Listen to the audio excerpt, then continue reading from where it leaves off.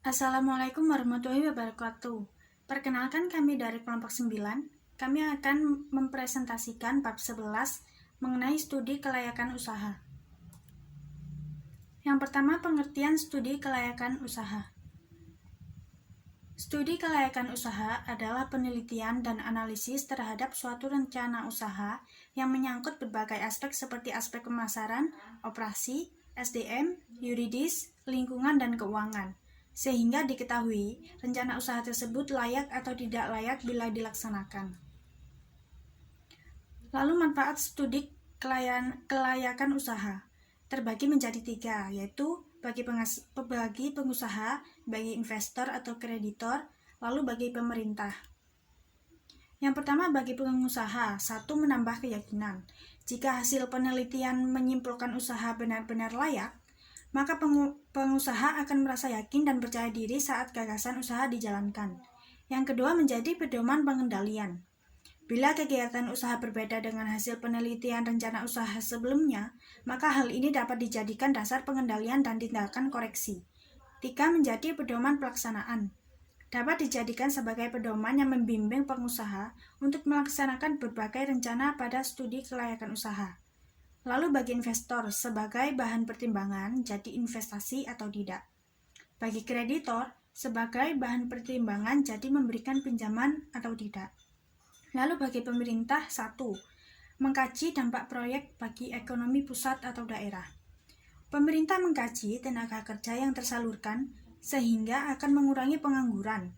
Pemerintah juga mengkaji efek negatif terhadap lingkungan. 2. Menjadi bahan kajian untuk penerbitan surat izin. Dasar memberikan atau menolak perizinan bagi usulan usaha. Lalu penyusunan studi kelayakan usaha terbagi menjadi 3. Yang pertama, pengusaha. Pengusaha dirasa orang yang paling tepat untuk menyusun studi kelayakan usaha karena mengetahui berbagai hal tentang rencana usahanya. Yang kedua, investor atau kreditor. Bila mereka yang membuat studi kelayakan usaha, maka akan lebih yakin dengan keputusan yang diambil. Ketiga, konsultan. Biasanya yang meminta bantuan konsultan bisa pengusaha, kreditor, atau calon investor. Assalamualaikum warahmatullahi wabarakatuh. Perkenalkan kami dari kelompok 9. Kami akan mempresentasikan bab 11 mengenai studi kelayakan usaha. Yang pertama, pengertian studi kelayakan usaha. Studi kelayakan usaha adalah penelitian dan analisis terhadap suatu rencana usaha yang menyangkut berbagai aspek seperti aspek pemasaran, operasi, SDM, yuridis, lingkungan, dan keuangan, sehingga diketahui rencana usaha tersebut layak atau tidak layak bila dilaksanakan. Lalu manfaat studi kelayakan usaha terbagi menjadi 3, yaitu bagi pengusaha, bagi investor atau kreditor, lalu bagi pemerintah. Yang pertama, bagi pengusaha, 1. Menambah keyakinan. Jika hasil penelitian menyimpulkan usaha benar-benar layak, maka pengusaha akan merasa yakin dan percaya diri saat gagasan usaha dijalankan. Yang kedua, menjadi pedoman pengendalian. Bila kegiatan usaha berbeda dengan hasil penelitian rencana usaha sebelumnya, maka hal ini dapat dijadikan dasar pengendalian dan tindakan koreksi. 3. Menjadi pedoman pelaksanaan. Dapat dijadikan sebagai pedoman yang membimbing pengusaha untuk melaksanakan berbagai rencana pada studi kelayakan usaha. Lalu bagi investor, sebagai bahan pertimbangan jadi investasi atau tidak. Bagi kreditor, sebagai bahan pertimbangan jadi memberikan pinjaman atau tidak. Lalu bagi pemerintah, 1. Mengkaji dampak proyek bagi ekonomi pusat atau daerah. Pemerintah mengkaji tenaga kerja yang tersalurkan sehingga akan mengurangi pengangguran. Pemerintah juga mengkaji efek negatif terhadap lingkungan. 2. Menjadi bahan kajian untuk penerbitan surat izin. Dasar memberikan atau menolak perizinan bagi usulan usaha. Lalu penyusunan studi kelayakan usaha terbagi menjadi 3. Yang pertama, pengusaha. Pengusaha dirasa orang yang paling tepat untuk menyusun studi kelayakan usaha karena mengetahui berbagai hal tentang rencana usahanya. Yang kedua, investor atau kreditor. Bila mereka yang membuat studi kelayakan usaha, maka akan lebih yakin dengan keputusan yang diambil. Ketiga, Konsultan. Biasanya yang meminta bantuan konsultan bisa pengusaha, kreditor, atau calon investor. Sederhana. Studi kelayakan usaha melingkupi pendahuluan, aspek pemasaran, aspek operasi, aspek SDM dan yuridis, aspek lingkungan, aspek keuangan, dan ditutup dengan kesimpulan. Di bab 1 atau pendahuluan, ini hal-hal yang membahas tentang hal-hal yang mendasar, seperti gambaran umum perusahaan. Itu melingkupi tentang nama perusahaan, alamat perusahaan, pemilik perusahaan, seperti surat izin, NPWP, dan lain-lain. Latar belakang berwirausaha, mungkin ini mau melanjutkan usaha yang turun-temurun milik keluarga atau memang sudah familiar gitu. Yang ketiga, tujuan penyusunan studi kelayakan usaha ini bisa menjadi pedoman untuk melakukan pengendalian permohonan izin untuk legalitas usaha. Yang kemudian ada di bab 2, aspek pemasaran. Aspek pemasaran ini melingkupi tentang hal-hal yang dilakukan untuk mencapai tujuan dari perusahaan tersebut. Contohnya seperti daerah pemasaran, daerah atau lokasi yang dipilih sudah cocokkah sesuai target market yang dituju. Kemudian kedua, ada pasar sasaran. Itu bisa dinilai secara variabel geografi, variabel demografi, variabel psikografi, dan variabel perilaku. Ketiga, harga jual. Harga jual yang ditentukan itu udah mencakup atau sudah bisa menjangkau antara untuk harga jual untuk agen atau harga jual di eceran. Keempat, ada volume penjualan.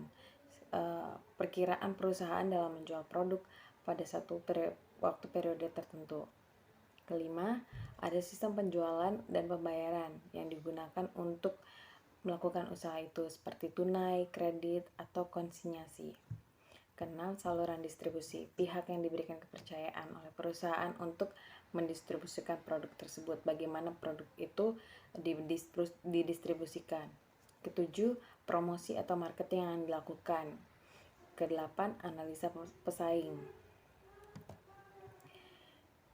Bab 3 ada aspek operasi. Ini melingkupi tentang hal-hal bagaimana proses produksi dijalankan, seperti gambaran produk, bagaimana produk itu secara fisik akan dihasilkan.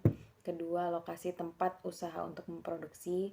Ketiga, proses produksi. Keempat, kapasitas produksi. Kelima, tata letak tempat produksinya dan teknologi yang digunakan untuk memproduksi.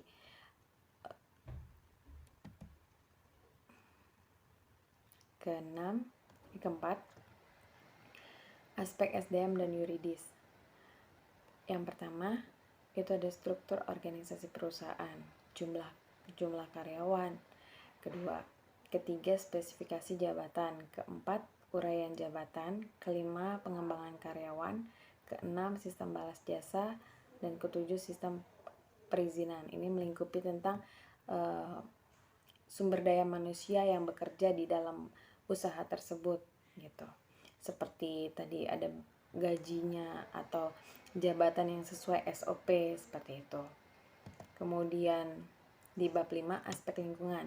Kalau di bab 3 tadi kita membahas tentang aspek produksi, itu di dalam proses produksi biasanya ada dampak-dampak yang terjadi di kemudian hari untuk lingkungan. Nah, di sini di bab 5 dibahas tentang aspek lingkungan. Bagaimana hasil produksi tadi, limbah-limbah hasil produksi tadi itu, bagaimana penanggulangannya, pencegahannya itu dibahas di bab 5. Kemudian di bab 6 ada aspek keuangan, seperti kebutuhan modal investasi, berapa yang dibutuhkan, terus sumber modal perolehan dana ini didapat dari modal asing atau dari pinjaman. Terus ketiga, proyeksi aliran kas. Ini perincian kas masuk dan kas keluar. Kemudian neraca dan laporan laba rugi. Dan kelima, titik peluang pokok. Dengan analisa ini dapat diketahui titik pulang pokok tercapai pada satu perusahaan mencapai penjualan per unit atau saat penjualan tertentu. Keenam, payback period, jangka waktu pengembalian dana investasi secara utuh. Ketujuh, ada net present value. Ini adalah proses bagaimana kira-kira modal yang dikeluarkan oleh investor itu bisa kembali lagi dengan tolak ukur, yaitu kurangi hasilnya dengan nilai investasi. Seperti itu. Kemudian kita masuk ke dalam kesimpulan.